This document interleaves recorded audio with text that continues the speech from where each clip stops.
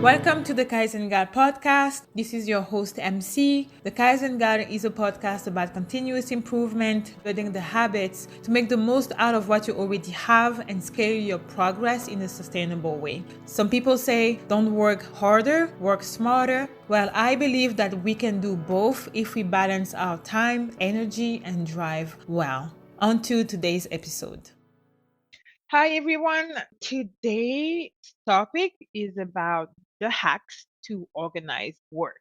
Last episode, I talked about why it is important to organize work, to have tools to help you organize your work, but to also have these tools organized so that they are aligned with the work that you need to do at the time that you need to do it, because time is such an important part of the organization of your work, and it is the topic of this whole series of time management. It is necessary for you to identify the time wasters in your work rhythm, the causes of these time wasting activities, their effects, and most importantly, you want to find ways to counter them. This is where I left off the last episode. And so here are a few ways I find to do just that, to counter these time wasters in your calendar. The first thing, if you must move location at the office, if you are working in an office or between places because you have some appointments in town, well, when you are in the office, email or call people. I know that sometimes some information get lost in translation, but unless you think that there will be miscommunication, find a way to call that person or email that person. I'm going to give you a few tips on how to write effective email as well, because this is part of countering the time wasters in your calendar. If you have to move places like physical places, going from your house to another place or from the office to another place, you want to plan your trips by grouping the people to be seen or the places to go to during the same trip. I'm taking my own example. If I am doing my groceries, I'm not going to go do groceries 45 minutes away from my house and then come back to the store that's 5 minutes away and then go back to somewhere else that is 35 minutes away or 25 minutes away. I'm going to manage the activities or the tasks that I want to accomplish around my house based on their location and the time that it takes for me to get there. If, for instance, I go to the dollar store that's 9 minutes away from my house by car, I know that beside that dollar store, there is a grocery store, there is a coffee shop, and there is a drugstore. Whatever I want to do, I'm going to manage to go to a place like that where all of the things that I want are, or I'm going to make sure that they are at a walkable distance from each other so that I park my car once and then I go through all of these spaces. Again, when you must move location, when possible, call or email. And then when you have to move, make sure that you group the people or the places together. The second way to counter the time wasters in your calendar is actually to manage your email. I am a zero inbox every single day. I don't know how it came to be. At the end of the day, I don't have any red emails in any of my inboxes. The way that I do that is first I sort them out. I have priority email, secondary emails, emails that I want to delegate to someone in my team, someone that I work with, or a friend, emails that I want to file because they have information that is interesting but that I may not need in the foreseeable future or at least short term. And they are also emails that I just want to put to the trash or just flag them as spam. Most email inboxes allow you to create rules and filters to move incoming emails automatically. Highly recommend that you use them. They also allow you to have a color coding system for your emails. Use them as well and have folders so you can organize your emails and get closer to having a cleaner inbox. Another thing is you want to time block specific periods of time to read and reply to your emails. Because if you just look at your emails every 30 minutes or every now and then, these micro interruptions of time and focus can quickly add up. For instance, what I do is I tackle my emails at the beginning of my shift at work. So when I get in around like 8:30 to 9:15, I'm going to read through all of my emails. And then before my lunch break or after my lunch break, and then the last time that I check my email is at the end of the day. And it's very key that during that time, you only do that one thing. Doing one thing is super key. Our brains are just not made to switch from deep work to deep work. I mentioned that last time. During that time that you are dedicating to check your email, remember What you open, you process. It is super key in organizing time. I think that the actual saying is like document, touch, document, process. You do not want to open something, look at it, and then say, oh, I'm going to tackle that after. No, no, no, no. If you open it up, you have to discipline yourself to process that email or answer that email at the moment. Do not push it back because later will never happen. Even if you sort out all of your emails or if you schedule specific periods of time to address these emails, I can tell you that you don't need to panic on not being quote unquote available or not being responsive or things like that, because either way, emergencies will find their way to you when needed. Someone will find a way to reach out to you. If there is something urgent, someone will find a way. They will call you, they will email you, they may have your personal phone number. Fear not, you are not going to miss out on anything. Emergency will find their way to you. And for the rest of the stuff, time block it, you sort it out, and then you move at the pace that is yours. So you don't want your inbox to dictate the pace at which you do work. Third way, it's related to emails. Emails are a mean of communication, and it means that there might be miscommunication. When you write your emails, you want to have a clear subject for your email. Even if it's long, you should write a clear subject for your email that gives the receiver a feel for the level of urgency with which they should approach the content of your email. Because email is such an integrated part of our lives, that's why I'm covering this as a whole way in itself. It will save you time. The type of email that you write, the type of email that you ask feedback for, they will serve you up when it comes to managing your time. In an email, you don't want to mix up topics. One email equal one topic. Either people don't read when there's just too many things happening at once, or they just get confused because they have to process so many things. So you want to keep your email as short and sweet as possible. I know sometimes I'm going to talk about another type of email. You may not be able to keep them short and sweet, but they're meant for that. But on your regular daily email, you want to keep it one email, one topic, and make the topic the clear subject for your email. Now, when you are writing, you want to summarize the purpose of the email at the beginning. The email is not a suspense novel. You don't want people to have to wait until the end of the email to understand what it is about. They already have a clear idea of what the email is or what they should be doing based on the subject, and you want to reinforce that and summarize the purpose of the email at the beginning of it. If you have any attached document, describe what it contains or what it means or what it should be used for. Don't just say, oh, there's this document attached. Make it as frictionless as possible for other people to click your email, process your email, and to get some feedback or information back to you ASAP or based on the time that you need to have the feedback at. When you write your emails, use lists rather than paragraphs. And very key, do not use paragraphs as elements of your list. Just by forcing yourself to summarize, it will force you to summarize your ideas or summarize what you're trying to express. In a list, it also makes it easier for the other person to have a rapid read of what the email is about. The most important thing is you want to always end your emails, regardless of what the topic is, with a question that requires yes or no from the receiver or that involves them taking an action towards you. An email is not a novel. People are not just supposed to read it and get to the end and close it. You want them to get to the end. And then, as a mark that they actually got to the end, if they answer your question, it means they read the email.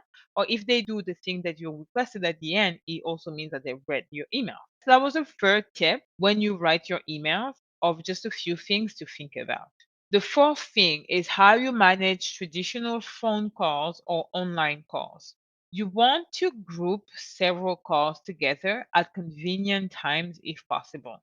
And you might notice a thread here. In the previous episode, I talked about grouping activities that are similar. I talked about when you want to save time, grouping the places you need to be together. It's all about maximizing every movement or everything you're going to do. It's about maximizing how many people can I talk to in one go, or how many places can I go to in one go. So if you group several calls together, instead of having calls that are being spread across the day, you try to have them, for instance, a block of time in the morning or in the afternoon, or for some people who are very, very, very lucky, they can dedicate a specific day of the week for all of their calls. Just group them, and it would just make it easier for you, because like now I have 3 hours of call, like 30 minutes blocks of calls that I have to go through before I can actually focus for the rest of the day. So you don't have this interruption of calls coming in or calls that you have to attend or lead. You manage them in bulk. The second thing when it comes to managing your phone calls or online calls is you want to prepare your intervention in calls. The first thing you want to do is define the goal of the call. If you're not sure, ask the person who organized the meeting. If you are the person who organized the meeting, you want to clarify the goal for yourself, but also for the people who are invited to the call. You want to list the elements to be discussed, and most importantly, the decisions to be made by the end of the meeting. And so for that, you also want to have the necessary documents at hand and share them with the people actually attending the call as well, so that everybody comes to the call ready. But you, as the leader, you have a clear idea of what you want the meeting to be about. And them, as participants, they also know to which extent they can participate. And most importantly, they know if they are actually needed for that meeting. If you get impromptu phone calls, try to rebook the call. I know. It might feel weird at first, but if you do not have time, remember, regardless of who's calling you, and if it's not in your calendar, it means that that person is calling you at a time that fits their needs. You want to be a good team player, but they also have to be a good team player. So you want to try and rebook the full conversation at a more convenient time for you. Most importantly, if at the moment you're doing something, you don't want to interrupt what you were doing and further interrupt the focus that you are in by switching topics altogether. If someone calls me now and asks me something, I can say, okay, you know what? Like, I don't have time to get into that with you now, but how about I give you another time slot? If it's urgent, I might give you a time slot during the day, or I might say, okay, like I don't have time, but like send me an email with this and that so that I understand what it is about and I can look at it and I'm going to give you an answer by the end of the day. But you want to manage requests that are coming to you. And this is going to be the topic of one of the last few episodes around that series. We talk about phone calls and online calls. Now I want to talk about meetings, whether physical or online meetings. Everything that I shared about managing phone calls or online calls, it applies to meetings as well, with a couple more specific tips. Before agreeing to a meeting, you want to find out what the goal is. I mentioned before, if you're the one organizing the call or if you are invited to a call, you want to find out what the goal of the meeting is, what is the agenda, and who will attend the meeting. One thing that I'm very specific about is no goal, no meeting. I know. Even when it's talking with my boss, I'm always asking, what is the goal of the meeting? Like, how should I prepare? Like, all of these things, so that I'm not coming onto the meeting as if I have all of this knowledge in my brain and I want the meeting to be efficient. Then you start the meeting with topics that are relevant to the most participants, so that people can gradually leave the meeting once their topic of expertise has been discussed. People would be more willing to attend your meetings because they know that they won't be quote unquote stuck in your meeting for 2 hours, when really what they are in the meeting for is maybe a chunk of the meeting, like 30 minutes or 15 minutes. So, as the meeting organizer, you want to plan the topics to be discussed during the meeting based on the number of participants that can relate to it, starting with the most one and then going to the least amount of people impacted. And mind the time to ensure that all of the elements in your agenda are going to be covered. There's nothing worse than inviting someone as someone who participates in meeting. There's nothing worse than being invited to a meeting, and because the host or the organizer did not look at time, we are ending the meeting and I haven't done anything. I was just there waiting for quote unquote my turn or to bring my expertise to the table. But because it was mismanaged, guess what? I lost an hour. I lost the time of that meeting. I could have been doing something else. And then the organizer is going to book another meeting, which means that something that could have been packed with all of the stakeholders into one meeting may spread across 2, 3 meetings now. That is also why, as the organizer or a participant, don't multitask while you are in a meeting. Really, like, I insist on that, to respect people speaking their piece. It's even more crucial when it comes to remote work, because most often than not, we don't see people. People don't have their camera turned on. So just pay some respect, okay? And if people are asking, like, do you have any questions? Give them some energy back. Ask questions. There are no stupid questions. So ask this question. As the organizer of the meeting, you want to conclude the meeting. I mentioned before, when there is a call, you want to recap, let people know what are the decisions that should be made by the end of the call. For a meeting, is the same thing. You conclude the meeting by listing the main actions agreed upon by everyone who attended. These are the things that we agree that we will do, the responsibilities of each participant involved, the date of the next meeting if you agreed or aligned onto a new date, and you want to thank the participants. Then at the end, you send a recap email. That is the only one email that is allowed to be a long email, because it is a summary of what was discussed, not necessarily the minutes of the meeting, but just a summary of these different points. The main action agreed upon by all, the responsibilities of each participant involved, the date of the next meeting, and the decisions that were taken. Only reason. The last thing, the last way to counter the time waster in your calendar are managing interruptions from people. I covered that here and there. I mentioned when someone is calling you, you get an impromptu phone call to try to rebook the phone call, the full conversation at a more convenient time for you, so that you can actually take time with the person to align on a time that works for you. When approached by someone with a request, you ask the person to schedule an appointment based on availability in your calendar. So someone calls me, I say, hey, hi, can you do this for me? I'm like, oh, like, can we meet? I'm like, sure, look at my calendar. And that's it, because my calendar is up to date. So I'm going to say, oh, my calendar is up to date. So if you want, just book any time that you see, because my calendar is already time blocked with the things that I need to do. I have a good idea of my day already. So anything else that's trying to adding itself to my calendar has to fit into what is not already booked. If you must respond immediately to the person with the request, clearly inform the person of the time you have before starting the discussion. So if my boss is calling me and she says, oh, I need you for this or that, I'm like, okay, like, I only have 10 minutes now, so let's go at it. So the person knows we have 10 minutes. It's not about like starting a conversation and then having to abruptly end the conversation because you have another commitment. Let the person know, and it also gives them a sense of like, this is quote unquote the sacrifice that I am making for you with the time that I have now. Third thing, you want to route or redirect requests to the right people. This is part of the not burning out, not biting more than you can chew. Yes, you would like to be the go to person, but sometimes it is going to do you a disservice if you are spread too thin across too many things. So you need to learn how to route or redirect requests to the right people. Someone asks me something that I know in my calendar, I don't have time to tackle that. It's not in line with my vision. I'm looking at that and I'm telling the person, as much as I would like to help you, I cannot. But there's this other person who might know. This is part of learning to say no with a solution. If it's appropriate and if it's possible, you can also delegate to other. So it happens sometimes that someone's gonna ask me something.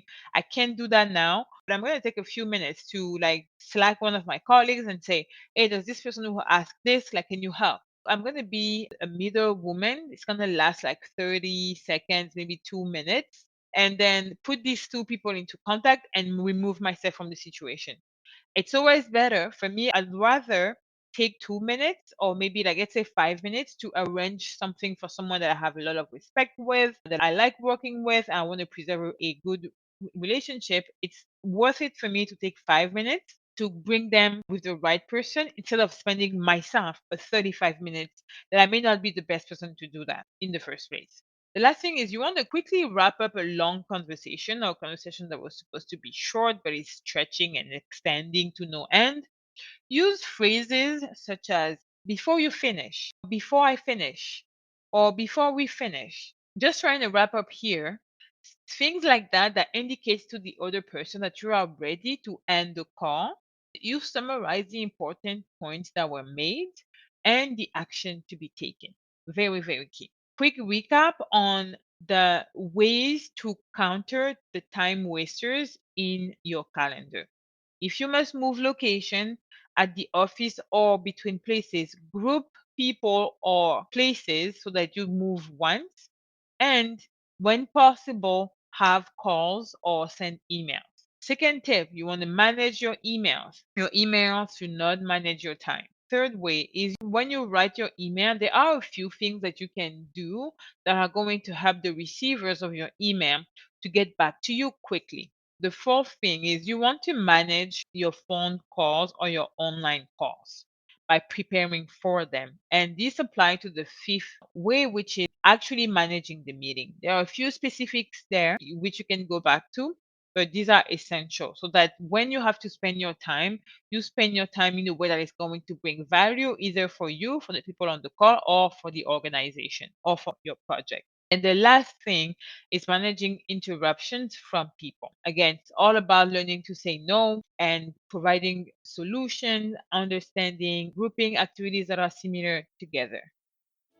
That's it for me today. I hope you found that episode helpful and insightful. If you have questions or topic you'd like me to address, email me at the email address in the description box. And last but not least, leave your 5-star review anywhere you are listening. It really encourages me. I wish you, wherever you are, to be well, and I will talk to you next time.